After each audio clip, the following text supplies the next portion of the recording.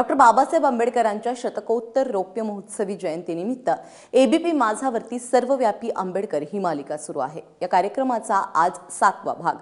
Barrister म्हणून बाबासाहेबांची वकिलीची कारकीर्द गाजली। या कारकिर्दीत त्यांनी कोणकोणते ऐतिहासिक खटले लढवले हे आज आपण जाणून घेणार आहोत। पाहूयात सर्वव्यापी आंबेडकर या मालिकेतला बॅरिस्टर आंबेडकर हा भाग।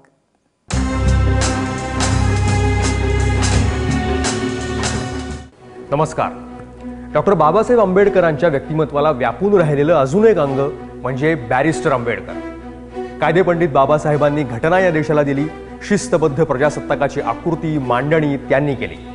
पण या सगळ्याचं मूळ बाबासाहेबांच्या कायद्याच्या अभ्यासात आणि वकिलीत आपल्याला पाहायला मिळतं। बाबासाहेबांनी लढवलेल्या केसेस जरी आपण पाहिल्या सारे खटले तरी सुद्धा त्यांची न्यायाविषयीची तळमळ, कायद्याच्या भाषेवरचं प्रभुत्व आणि बुद्धिवादी तर्कांवरची निष्ठा आपल्याला पदोपदी पाहायला मिळते। बाबासाहेबांची पूर्णवेळ राजकीय कारकीर्द सुरू होण्याअगोदर उदरनिर्वाहासाठी वकिली हा त्यांचा पेशा होता। पण याच काळादरम्यान जे अनुभव त्यांना आले त्यातूनच सामाजिक न्यायाची एक मांडणी जी असते ती त्यांच्या मनामध्ये पूर्ण झाली आणि त्याचं प्रतिबिंब पुढे जाऊन आपल्याला भारताच्या राज्यघटनेत पाहायला मिळतं।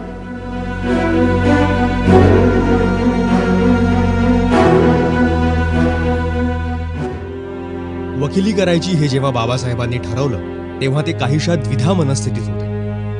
एकीकडे आपल्या समाजातल्या बांधवांसाठी पूर्ण वेळ समाजकार्यात झोकून द्यायची निकड होती, तर दुसरीकडे न सोडू शकणाऱ्या कौटुंबिक जबाबदाऱ्या होत्या। अर्थार्जन आवश्यक होतं। वकिली करून पैसा मिळवावा हा तर त्यांचा उद्देश होताच, पण त्याच वेळेस त्यांच्या चळवळीचा कार्यविस्तार सुद्धा होऊ लागला होता। त्यासाठीही त्यांना पुरेसा वेळ हवा होता। नोकरीत त्यांना अडकून राहायचं नव्हतं, म्हणून त्यांनी वकिली पेशा पत्करला। आपण हा पेशा का पत्करला याबद्दल 3 फेब्रुवारी 1928च्या बहिष्कृत भारतमध्ये बाबासाहेबांनी सविस्तर लिहिलं। प्रस्तुतच्या लेखकाने समाजकार्याप्रित्यर्थ जेवढा स्वार्थत्याग करणे शक्य होते तेवढा स्वार्थत्याग त्याने केलाय। तो काही संस्थानिक नाही किंवा जहागीरदारी नाही किंवा रानात नाही शेत व गावात नाही घर असे त्याच्या संबंधी एकाने केलेले विधान सत्य। काही झाले तरी म्हणण्यासारखी द्रव्यानुकूलता नसता इंग्रज सरकारने देऊ केलेली दरमहा 2,500 रुपयापर्यंत वाढू शकणारी नोकरी त्याने नको म्हणून सांगितली। वकिलीसारख्या केवळ स्पृश्य लोकांवर अवलंबून असणाऱ्या धंद्यात विशेष किफायत मिळवण्याची आशा नसतानाही केवळ समाजकार्य करण्यास मोकळीक असावी म्हणून त्याने तो पत्करला।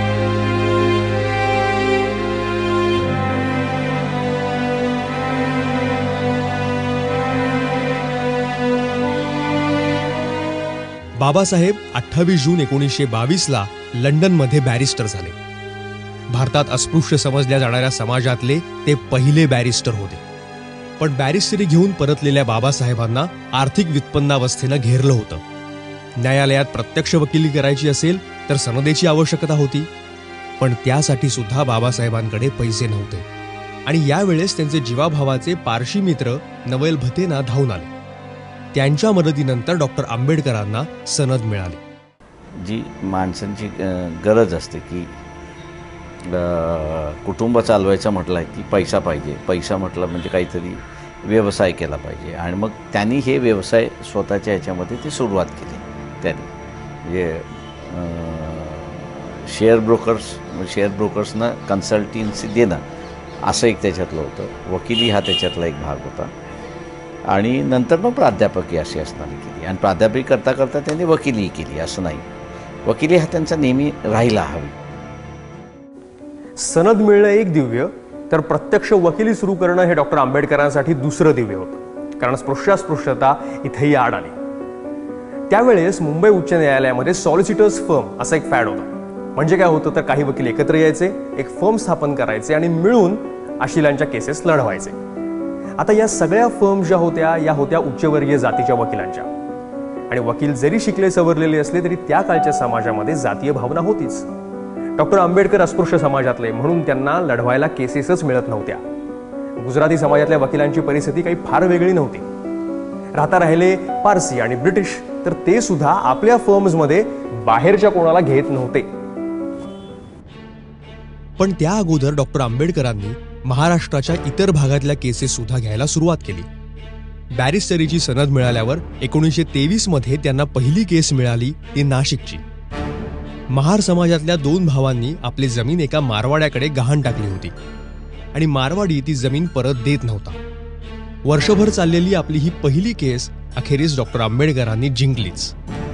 या केसचे बॅरिस्टर आंबेडकरांना 600 रुपये मिळाले. ही आंबेडकरांची पहिली कमाई. 2 भाऊ त्या नाशिक जिल्ह्यातले असं तो व्यवसाय करीत असत आणि 1920-21च्या दरम्यान त्यांना त्यांच्या धंद्यामध्ये खूप खोट आली आणि त्याच्यामुळे नाईलाजाने त्यांची जिराईत जमीन की जिथे 12ही महिने पिके घेता येते अशी त्यांची जी जमीन होती ती त्यांनी एका मारवाड्याला गहाण दिली. तर ह्यांनी मग एक आपली केस डॉक्टर आंबेडकरांना लढायला दिली. डॉक्टर आंबेडकर जीवनात ती नाशिक जिल्ह्यातली पहिली केस एका महार व्यक्तीकडून आलेली आणि ती केस वर्षभर त्यांनी नाशिक कोर्टात लढवली आणि जिंकून दिली होती आणि त्यावेळी त्यांना मिळाले ते पहिले 600 रुपये होते. पण वकील आंबेडकरांचं महत्त्व सिद्ध होतं ते त्यांनी चालवलेल्या काही महत्त्वाच्या खटल्यांमुळे. हे खटले इतिहासात नोंदले गेले कारण त्यांना सामाजिक चळवळीमध्ये असलेलं महत्त्व. या खटल्यांमधल्या विजय किंवा पराजयाला इतकं महत्त्व नव्हतं जितकं ते खटले लढवण्याला होतं. असे खटले डॉक्टर आंबेडकर स्वतःहून आपल्याकडे घेत. त्यातलाच एक खटला होता 1925 सालचा जवळकरांचा देशाचे दुश्मन खटला. पेशानं वकील असले तरी डॉक्टर आंबेडकर अस्पृश्योद्धाराच्या चळवळीपासून हटले नव्हते. ही चळवळ त्या काळी महाराष्ट्रात सुरू असलेल्या ब्राह्मणेतर चळवळीचा एक भाग अशीही मानली जायची. या ब्राह्मणेतर चळवळीच्या इतिहासातली महत्त्वाची नावं म्हणजे जेधे आणि जवळकर. केशवराव जेधे, दिनकरराव जवळकर हे त्या काळातले फार मोठे नेते होते ब्राह्मणेतर पक्षाचे. आणि जवळकरांनी काही पुस्तकं लिहिली, विशेषतः देशाचे दुश्मन हे पुस्तक, की ज्यात त्यांनी लोकमान्य टिळकांची आणि विशेषतः ब्राह्मण समाजाची बदनामी केली. अशा प्रकारे त्यांच्यावरती खटला भरण्यात आला. आणि लोकस्टँडीचा प्रश्न येतो तेव्हा लोकमान्य टिळकांचे चिरंजीव खुद्द श्रीधरपंत हे पार्टी झाली त्या खटल्याला आणि मग तो खटला चालला. त्या खटल्यामध्ये जेधे जवळकरांच्यावरती आरोप शाबित होऊन शिक्षा झाली. मग ते अपिलात गेले. आता ही जुनी बांधिलकी म्हणजे व्यक्तिगत पण आणि शिवाय एका चळवळीतले आणि शिवाय शेवटी ही मंडळी समतेसाठीच लढत होती. म्हणजे भले त्यांनी टिळकांची बदनामी केली असेल पण तो उद्देश जो होता तो ब्राह्मणेतर चळवळीमध्ये राहून चळवळ करून समता मिळवण्याचा. बाबासाहेबांनी त्यांची केस लढवली आणि ती जिंकली, केस जिंकली. जेधे जवळकरांच्या खटल्याला डॉक्टर आंबेडकरांच्या वकिलीच्या कारकिर्दीत आणि महाराष्ट्राच्या सामाजिक चळवळींच्या इतिहासात जसं महत्त्व आहे तसंच महत्त्व अजून एका खटल्याला आहे जो बॅरिस्टर आंबेडकरांनी चालवला. तो खटला म्हणजे समाज स्वास्थ्यकार रधो कर्वेंचा खटला. रधो कर्वे हे महर्षी धोंडो केशव कर्वे यांचे पुत्र.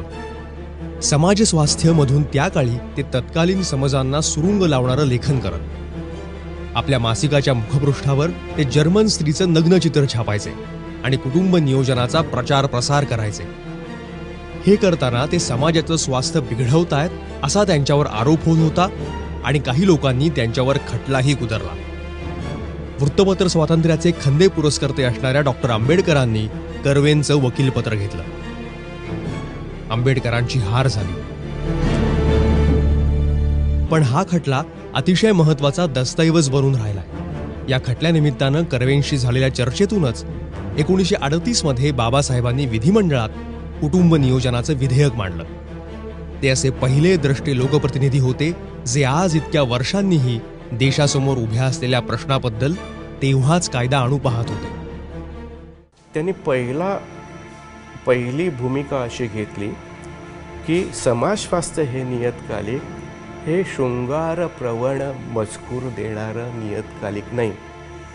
लोकांची करमणूक करणं किंवा वासना चाळवणं हा त्याचा विषय किंवा हेतू नाही. मग हे मासिक कोणत्या हेतूने प्रसिद्ध होत असतं तर ते एक गंभीर स्वरूपाचं शास्त्रीय विवेचन करून लोकांना ज्ञान देणारं आणि जागृती करणारं असं मासिक आहे. तेव्हा त्याचा हेतू लोकशिक्षण आहे, लोकप्रबोधन आहे. ते परंतु उथळ शृंगारिक नाही, हा मुद्दा त्यांनी अटीतटीनं मांडलेला होता. ते त्या काळचे जे फार मोठे अभ्यासक होते डॉक्टर हॅवलॉक एलिस यांचे ग्रंथ आणि त्यांच्यासारख्या विद्वानांचे ग्रंथ बाबासाहेब स्वतः कोर्टामध्ये घेऊन गेलेले होते आणि आवश्यक तो मजकूर त्यांनी तेव्हा तिथे न्यायाधीशांसमोर वाचून दाखवला होता. तरी देखील न्यायाधीश हे रघुनाथरावांच्या संदर्भात अगोदरपासूनच पूर्वगृहीत त्यांचं दूषित असं मत झालेलं होतं की काही माहिती नाही, किंवा त्यांची वैयक्तिक वृत्ती ही सनातनी असली किंवा काय. न्यायाधीशांनी म्हणजे माननीय कोर्ट यांनी रघुनाथरावांना 200 रुपयाचा दंड केला.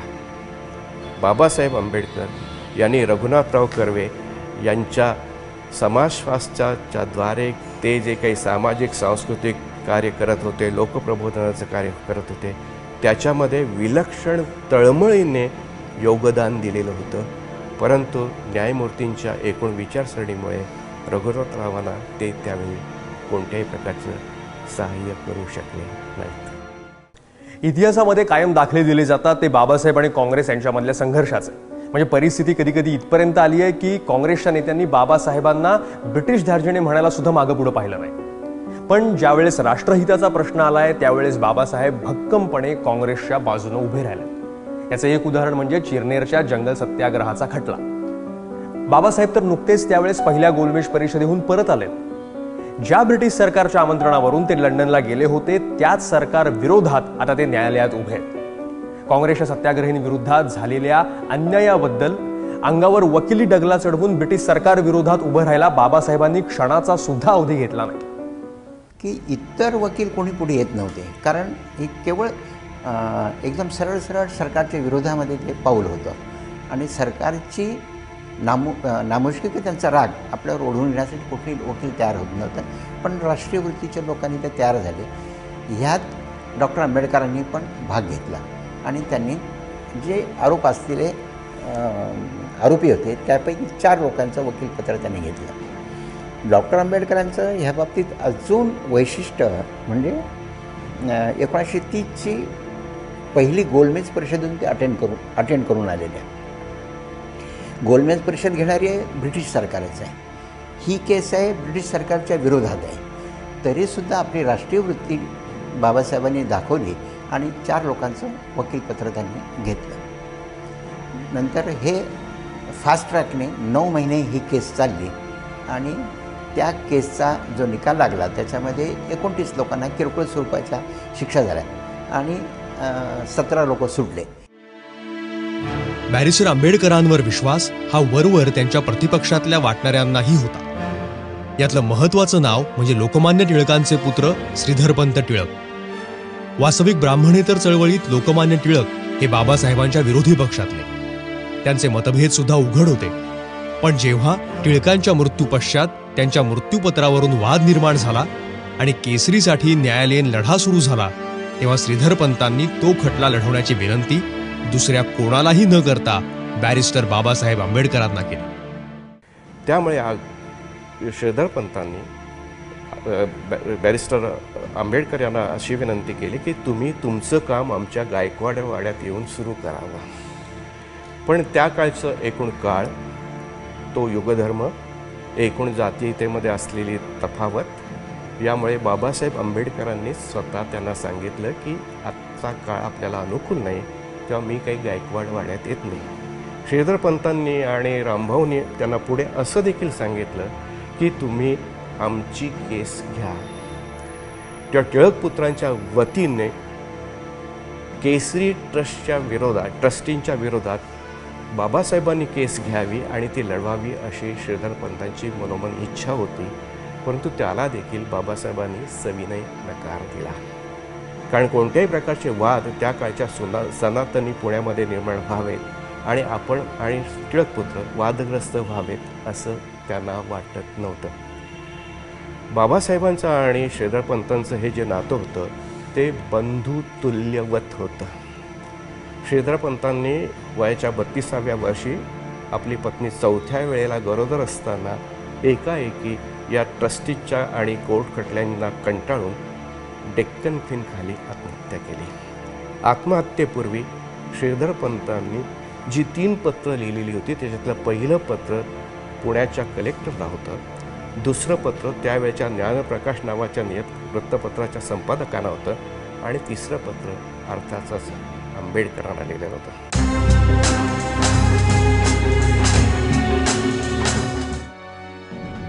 कायद्याच्या भाषेवर असलेली भरभक्कम पकड आणि त्याचा वापर करून केलेला बिनतोड युक्तिवाद, या बाबतीत तर बॅरिस्टर आंबेडकरांचा हात कोणीही धरू शकणार नाही.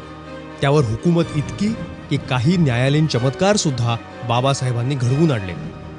त्यांनी काही वेळा बचाव पक्षाचा वकील म्हणजे डिफेन्स लॉयर म्हणून सुद्धा काम पाहिलंय आणि सरकारी वकिला अगोदर युक्तिवाद करून खुनाच्या गुन्ह्यातल्या आरोपीला सोडवलंय. अशाच व्यस्ततेच्या काळामध्ये ठाण्याच्या सत्र न्यायालयामध्ये एक खुनाची केस होती. काही लोकांवर खुनाचा आरोप होता आणि त्या खुनाचा आरोप असलेल्या लोकांचं वकीलपत्र डॉक्टर आंबेडकरांनी घेतलं होतं. पण नेमकं त्याच्यानंतर एक राजकीय प्रसंग असा उद्भवला की सायमन कमिशनने त्यांना साक्षीसाठी एकदम पुण्याला बोलावलं. आता आपद्धर्म म्हणून त्यांना आपल्या समाजाची बाजू मांडण्यासाठी पुण्याला जाणं आवश्यकच होतं, पण एक कर्तव्य म्हणून घेतलेल्या अशिलाची केस त्यांना डावलून जाता येत नव्हतं. जिल्हा सत्र न्यायालयाच्या न्यायमूर्तीनं विनंती केली की कृपा करून आपण जर मला माझी आर्ग्युमेंट आधीच जर करू दिली तर मला दोन्ही कामं करता येईल. बाबासाहेब आंबेडकरांनी आपल्या ज्या खुनाचा आरोप असलेल्या आरोपींचं त्यांच्या वतीने आपलं म्हणणं इतक्या प्रभावीपणे मांडलं की तो बचाव आरोप करणारे जे वकील आहे ते कशा प्रकारे आरोप ठेवतील अशी एक कल्पना करून त्यांनी सर्व आरोपांना आपल्या त्या बचावाच्या ह्याच्यामध्ये सगळ्यांना उत्तरं दिली. पण त्यावर निर्णय देताना न्यायमूर्तीने जो निर्णय दिला जिल्हा सत्र न्यायालयाच्या तो नेमका बाबासाहेब आंबेडकरांच्या बाजूने होता. ह्याचा अर्थ त्यांचं वकिली वैशिष्ट्य इतके अचूक होतं. फौजदारी खटल्यातले बचाव पक्षाचे सर्वोत्तम वकील अशी बाबासाहेबांची जणू ख्यातीच पसरली. त्यांच्याकडे राज्यभरातून अशा केसेस येत गेल्या. ठाण्याच्या खटल्यासारखीच तळ कोकणातल्या सावंतवाडीच्या कुणकावळे गावची केस बाबासाहेबांकडे आली. त्या गावातला जमीनदार खोत माझावर आला होता. कुळांच्या स्त्रियांवर हात टाकण्यापर्यंत त्याची मजल गेली होती. गावच्या सहनशीलतेचा अंत झाला आणि गावकऱ्यांनी खोताचा काटा काढला. अन्यायाला प्रतिकार म्हणून हे कृत्य घडलं होतं. इथं बॅरिस्टर आंबेडकर गावकऱ्यांच्या मदतीला धावून आले आणि अक्षरशः फाशीच्या तख्तावरून या आरोपींना त्यांनी परत आणलं. हा खटला 1932चा आहे. ज्यांनी बाबासाहेबांना हा खटला लढायची गळ घातली त्या डॉक्टर काकासाहेब बोराळकरांनी आपल्या आत्मचरित्रात लिहिलंय, त्या काळात बॅरिस्टर आंबेडकर यांचं नाव प्रकाश झोतात येत होतं. माझ्या मुंबईच्या एका मित्रामार्फत मी डॉक्टर आंबेडकरांशी संपर्क साधला. त्यांनी आनंदाने ही केस स्वीकारली. डॉक्टर आंबेडकर जातीनं कुणकावळ्याला आले.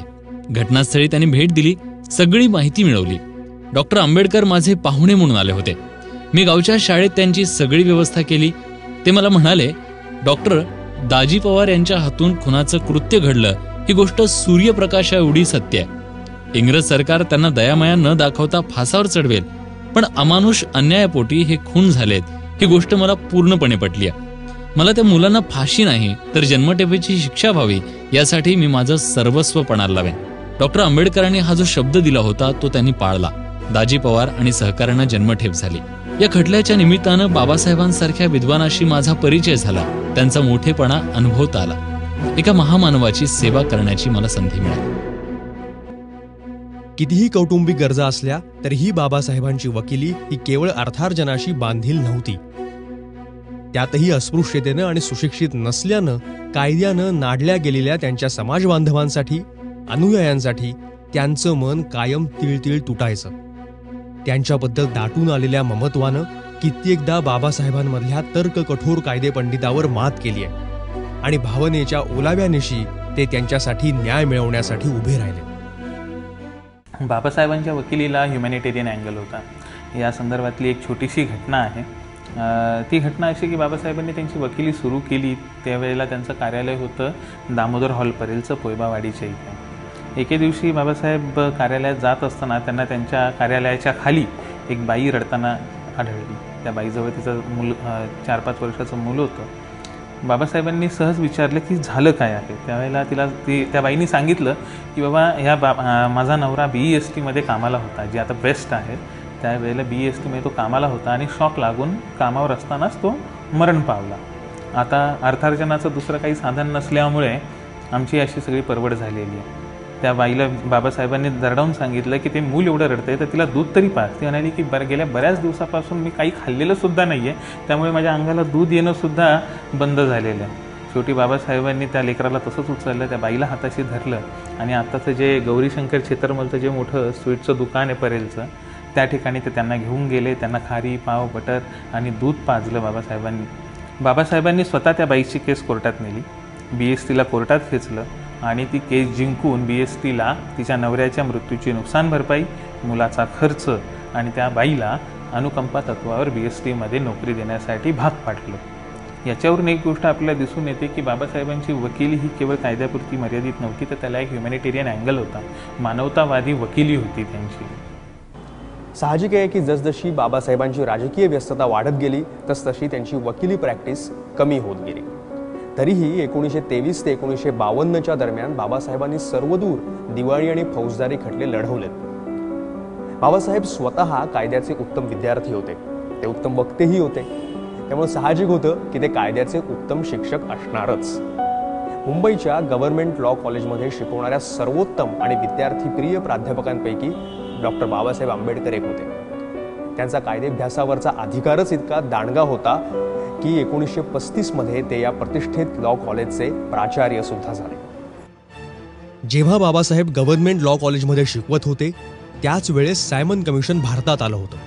सायमन गो बॅकच्या घोषणा रस्त्यांवर घुमत होत्या. आंबेडकरांनी मात्र कमिशनशी सहकार्याची भूमिका घेतली होती. बाबासाहेबांच्या विद्यार्थ्यांमध्ये त्यावेळेस युसुफ मेहर अली, जॉयकेम अल्वा असे लोक होते. बाबासाहेबांच्या भूमिकेला विरोध म्हणून त्यांनी वर्गात येणं बंद केलं होतं. पण असं असलं तरीही शिक्षक म्हणून आणि बुद्धिमान वकील म्हणून बाबासाहेबांबद्दलचा त्यांचा आदर अंशानही कमी झाला नाही. पुढे जॉयकेम अल्वांनी बाबासाहेबांबद्दल त्यांच्या मेन अँड सुपरमेन ऑफ हिंदुस्तान या पुस्तकामध्ये लिहिलं, डॉक्टरांचं बंडखोरीचं धगधगतं राजकीय जीवन हे त्या शांत लॉ कॉलेजला पचणारच नव्हतं.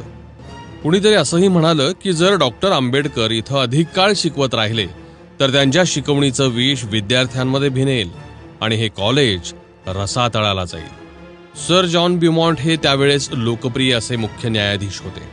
तेही डॉक्टर आंबेडकरांविषयीच्या पूर्वग्रहानं ग्रासले होतेच, पण फौजदारी केसमध्ये बचाव पक्षाचा वकील म्हणून डॉक्टर आंबेडकरांचं काम पाहून न्यायमूर्ती महाशय अतिशय प्रभावित झाले.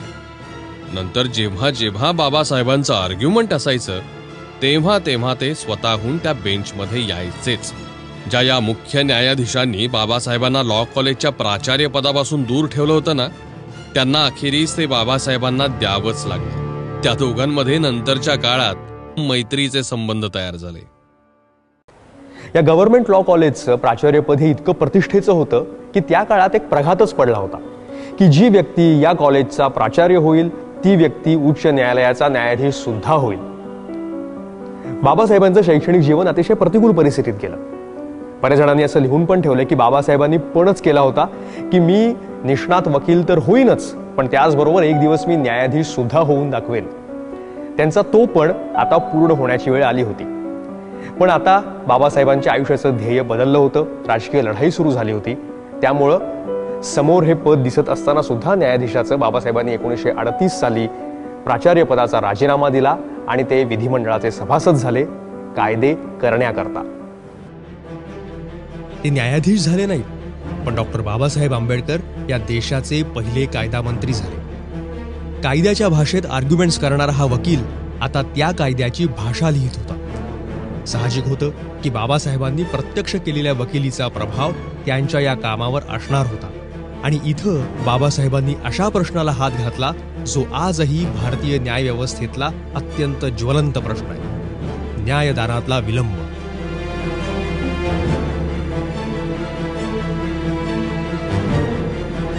21 मार्च 1949ला कायदा मंत्री म्हणून बाबासाहेबांनी मांडलेलं विधेयक जर प्रत्यक्षात आलं असतं तर आज भारतभराच्या न्यायालयांमध्ये ज्या कोट्यावधी केसेस प्रलंबित आहेत त्या तशा नसत्या.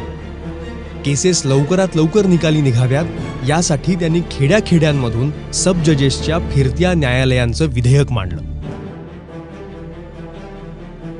अध्यक्ष महाराज, या देशातील न्यायदानातील विलंबाची तक्रार फार जुनी आहे.